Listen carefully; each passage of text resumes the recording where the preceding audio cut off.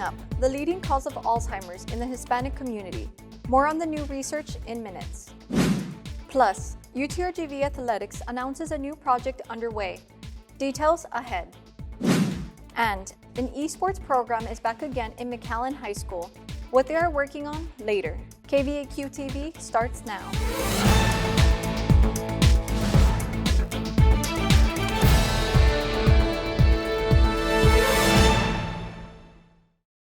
Hey there, vaqueros. Welcome back to this semester's 10th spring edition of KVAQ-TV.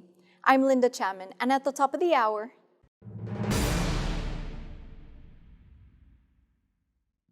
a group of UTRGV professors are researching how to reduce the number of Hispanic patients with Alzheimer's in the Valley. So far, this research has discovered a primary contributing factor of Alzheimer's, type 2 diabetes. Here is our reporter, Karen Lucero, with the details.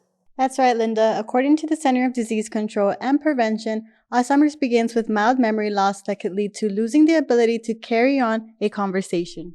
The CDC states about 12.2% of Hispanics have this disease, and that number is estimated to grow significantly by 2060.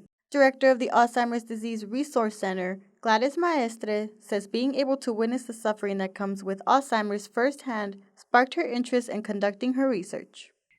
The value of memories is just such a part of the identity. As a physician, I always wanted to help heal, to help to diminish the suffering. And as a scientist, I want to discover new ways in which I can do that. UTRGV Assistant Professor for Health and Biomedical Sciences, Paul Roy, says that many factors can contribute to this disease, one being type 2 diabetes. Since the community is so much hard hit by this disease, type 2 diabetes and as well as Alzheimer, our interest is that if a early detection of type 2 diabetes and following that, what are the chances, what are the biological indicator that we can investigate basically to see so that we can detect the early onset of Alzheimer's disease. Maestra explains some patients are often overlooked because of financial reasons, making the early detection of Alzheimer's difficult. She says the Institute of Neuroscience can provide resources like neuroimaging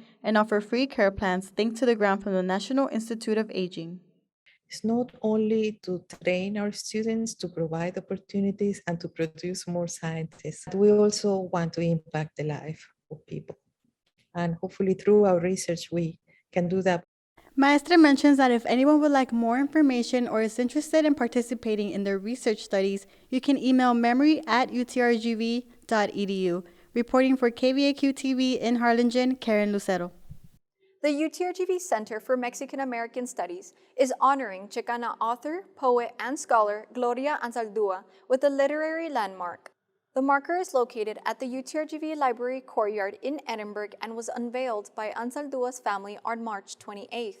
According to Associate Professor of Mexican American Studies, Stephanie Alvarez, Anzaldúa's work has been taught for close to 20 years and has received positive feedback from students that feel seen and validated through her work. It's a big deal because in Texas, there are only 5 literary landmarks. And now we'll have one here at UTRGV in the Valley. And she's the only Chicana or Chicano writer honored with a literary landmark in the entire United States to date. Alvarez says many professors have taught Anzaldúa's books and essays and will continue to do so. For more information about the landmark and Anzaldúa's work, you can visit the Texas State Library and Archives Commission website. UTRGV Athletics announced the expansion of new facilities and renovation in the UTRGV Edinburgh Fieldhouse. Here's our reporter Jessica Amaya with more insight. Linda, on Wednesday afternoon, the UTRGV Athletics declared a $30 million investment that will be distributed to all 16 sports over the next 3 years. This is expected to help upgrade the following facilities: UTRGV Fieldhouse, UTRGV Soccer and Track and Field Complex, and 3 others on your screen. The first round of renovations is already underway as a new weight room is being constructed in the UTRGV Fieldhouse. We have a tremendous complement of coaches that lead our young people, mentor them, develop them. Today is about one of those final pieces. Today is finally giving our coaches and our young people the tools they need to be successful.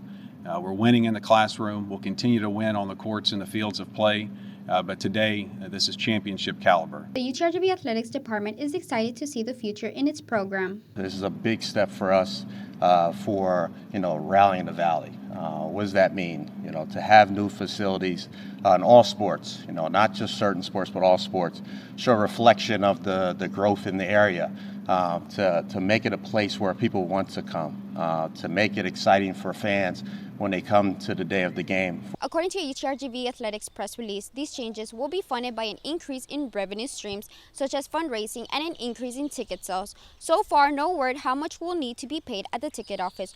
Reporting in Edinburgh, Jessica Maya, back to you. Okra, lettuce, and tomatoes are just a few things being harvested at a local farm in Edinburgh. A partnership between UTRGV and an Edinburgh church made this possible with grants and community involvement. Yaneli Hernandez with more.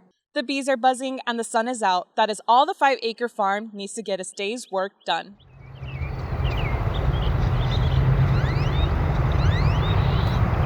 Since first opening in December 2019, the Hub of Prosperity Farm has been working towards their 3-part mission goal: research, education, and community building. This morning, they are harvesting potatoes and carrots on the other side of the farm to sell at the farmers market that we have every Saturday morning.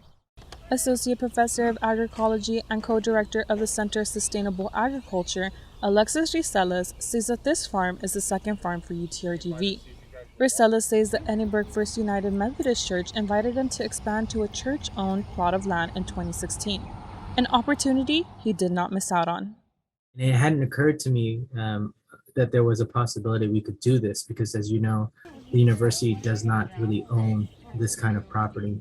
After creating a memorandum of understanding, UTRGV has been able to rent the property for only $1 a year.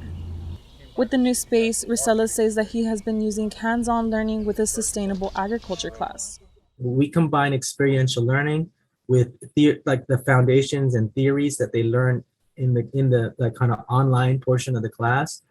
And we make it ways that are locally relevant and that are action-oriented. Ricelas mentions lessons taught in his sustainable agriculture class give students a chance to have a shared learning experience. Program manager for the Hub of Prosperity, Stephanie Casper, says that the students and the community have always been the farm's focus. And this past month, they were able to add a community garden. I feel like the community garden is just a way to step up that level of community engagement. And so we were able to get a donation from HEB last year to provide the funds for all of the materials, the irrigation systems, the bed themselves, the soil. Ricelas says the Hub of Prosperity was created with the help of the community and continues to grow with everyone's support. For more information about the farm and how to volunteer, you can send a message to the Hub of Prosperity Facebook and Instagram. Reporting for KVAQ-TV in Edinburgh, I'm Yaneli Hernandez. McAllen ISD is now offering an esports program to high school students in McAllen who are interested in gaming. Here's our reporter Amada Baldovinos with more. Linda, electronic sports offers students the opportunity to compete and learn about video games while getting the chance to meet people with similar interests.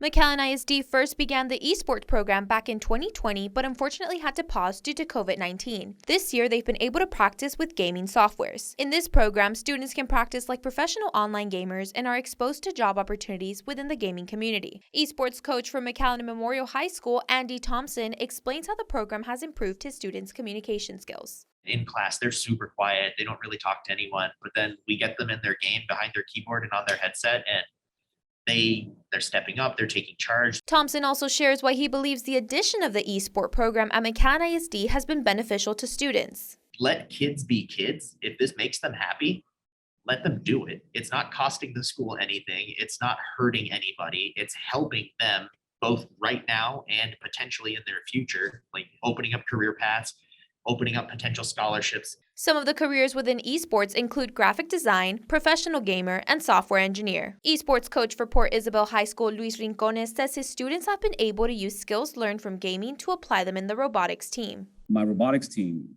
gaming was very important because our driver uses the Xbox controller. So there's a connection there. And we learn new things beyond that. Thompson adds that they're currently practicing for the high school eSport leagues that will allow students to compete with teams from all over the nation at the end of the year. Reporting for KVAQ-TV, Amada Valdovinos.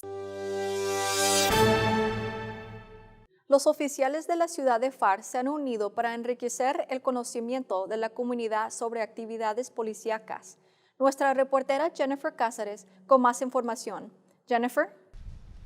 Así es, Linda. Cada miércoles el Departamento de Policía lleva a cabo sesiones informativas para la gente interesada en saber más sobre la rutina laboral de los oficiales. El oficial de la ciudad de FAR, David Treviño, menciona que las clases ayudan a todos los ciudadanos a educarse en caso de que se encuentren en problemas con la ley. Para nosotros, para el Departamento de Policía, es importante que el residente de la ciudad de FAR, o en este caso, pues está abierto para la comunidad en total, ¿verdad? Otras ciudades también, que aprendan, que así se den cuenta de lo que realmente, cuáles son sus derechos. Voluntaria en la comunidad, Josefina Ríos expresa lo significativo que es para la población el que los oficiales ofrezcan este tipo de ayuda hacia los ciudadanos. Que yo creo que como ciudadanos debemos de estar informados todo lo que pasa en un departamento y sobre todo cómo te puedes cuidar tú, cómo puedes cuidar a otros y cuáles son tus derechos. El oficial Treviño invita a los residentes este martes 12 de abril al próximo evento Coffee with the Cop, en la cual la comunidad podrá convivir con los oficiales de la ciudad de FAR. Para más información sobre el evento y próximas actividades, puede visitarlos en su página de Facebook, FAR Police Department. Reportando para KVAQ-TV en la ciudad de FAR, Jennifer Cáceres. That's all for today. Make sure to watch us at noon every Monday on Facebook, Instagram, and YouTube. You can also grab a copy of Pulse Magazine at the stand locations on both campuses. For KVAQ-TV, I'm Linda Chapman. Stay safe, vaqueros.